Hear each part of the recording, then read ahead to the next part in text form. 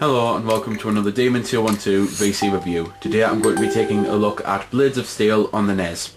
For those of you who don't know, Blades of Steel is the other hockey game available on the NES. You may have seen my ice hockey review already. If not, you might want to watch it now that you know it's there, because they should both be up at the same time.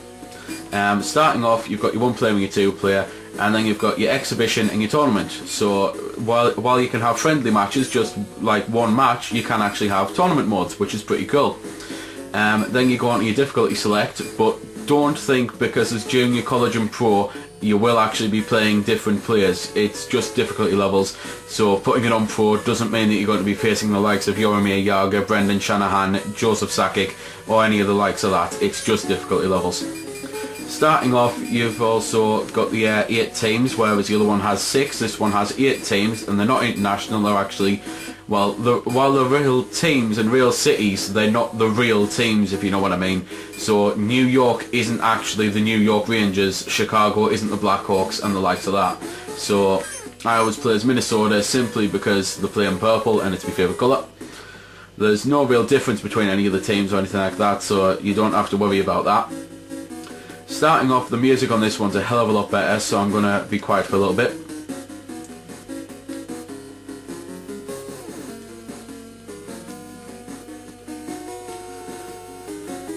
There you go. Unlike the last hockey game, this one's actually got the referee who stays there the entire game. He still doesn't do anything like the last one, but on the last one he disappears after the face-off, and this one he doesn't. This one also has voice acting, so I'll shut up. There you go, you might have heard that. Every now and then they'll say with the pass or face off and the like, so that's pretty cool. Like the last one, you control your tender as well, but this time you've got an arrow there to actually tell you where the puck's going to go. So it'll be moving around randomly all the time, and don't worry about that, that just simply means that it doesn't know what way the puck's going.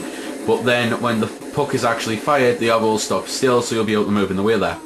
However, this time the puck can take deflections off players and off tenders' equipment. So the arrow doesn't make the game so easy that you'll always know where the puck is and you'll always be able to stop it, because the puck can change direction and the arrow doesn't change fast enough. So then you've really got to be on your toes, which is something I find pretty fun. The last one, it could be quite annoying because you never knew where it was going, so it was a constant pain, whereas this one it's only a slight pain and it kind of adds to the fun of things, especially when you're neck and neck and one goal could clinch you the win or clinch the game for the other guy. Like last time, you can check each other, but rather than a button, this time you just run into each other and that starts.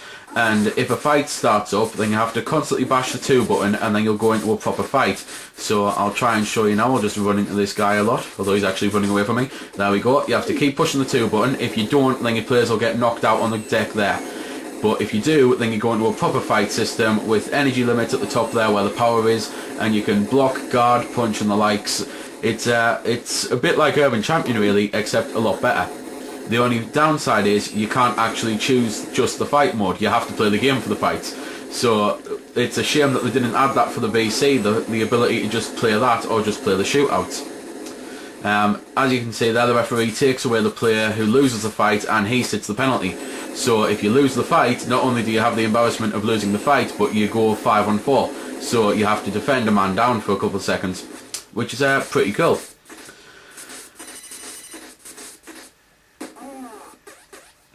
Like last time, the flashing player is the player that you control, and you can push the 1 button to change which player you control when you're on the defence.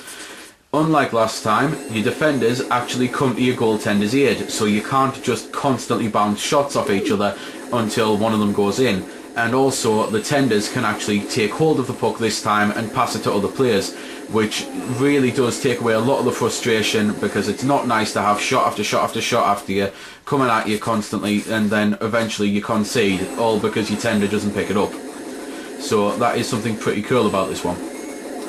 However, unlike the last one, this only has slap shots, whereas in the last one you could do fake shots and the likes. This only has a slap shot. It's always a slap shot, so many people find that a little irritating. But considering all of the things that this has in it for a NES game, the really good graphics, the really good sound, the voice acting and the likes, you can't really expect everything from a NES game, because the amount of stuff they put in is quite impressive to fit it all into a cart. Yeah, that was an example there. I wasn't pushing the 2 buttons, so my player just got knocked out straight on the ice instead of going into the fights. So if you don't like the fights, you can just do it that way and you don't lose a player.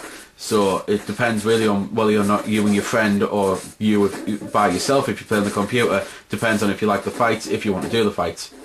Unlike the last game, this one you can actually take the face-offs, whereas before it was random. This one, if you keep bashing the 2 button, then you will actually take the face-off, and you'll quite probably win it by bashing the 2 button.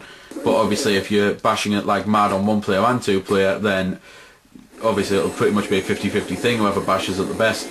So it is still pretty cool that you actually get to take your face-offs on this. It's not just oh, had it give me the face-off, I'd have scored and I wouldn't have lost. So you can't really have that excuse on this one, which is it's pretty good.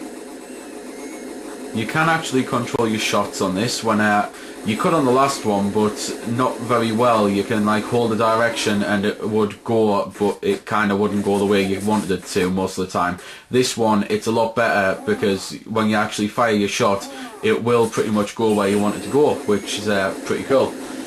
After the second period happens, and you've got the period break between the second and the third, you will actually get either one of 2 things. It'll either be a screenshot and like a bit of an animation going on, or Gradius, which many of you may know is actually a famous Konami shooter. And while it's not the full Gradius, you still get to play Gradius, which is pretty cool because it's a game inside a game. So again, it just really makes you think, how the hell did they fit all of this into an NES cart? The timer in the top corner, while it says 20 minutes, like all hockey periods are 20 minutes, and you do play all 3 on this, and there's no way to change that, or the game speed or anything like you could in the last one. This game, as I say, while it says 20 minutes, it's not 20 minutes. It runs down much faster than real time, and it turns out being about 5 to 7 minutes sometimes. Obviously longer, with depending on how many fights or goals you have and the likes. So you're not going to be on for ages, and to be honest, this one's that much more fun, that much more in depth. You're not going to mind, it's not going to bother you. So that is something that, while on the last game it could be a bit of a chore, this one I never seem to notice that I'm playing for too long, because I'm too busy having fun, shooting the puck and all that, and having the fights. As I mentioned earlier on, this one, when it goes to a tie at the end of the game, rather than having it end as a tie, like what was actually the rules in the hockey at the time, this one had a shootout, which at the time when this was made, as I say, all games ended in ties if there were ties, and you only had the shootouts in the cup games. Well, this actually has the shootout, which is quite cool. You can control where the puck goes, and you can control your goalie as well, so you can control where to save. So it's something that many people actually really like, and would actually play games 0-0 until the end, so that they could just play the shootout. So again, while Nintendo liked to keep VC games as they were, it's a shame they didn't add an option for this where you could just choose to fight, or you could just choose to do the shootout. But it is still something that, as I say, you can just leave it and wait until it goes 0-0 if you wanted to. I suppose you could always play on something like a DS, or watch the TV while you're waiting for it to count down. So there we go then. That's been the review. I hope you found it helpful. I don't score the games because that's based purely on opinion, so instead I'll leave you to make your own mind up.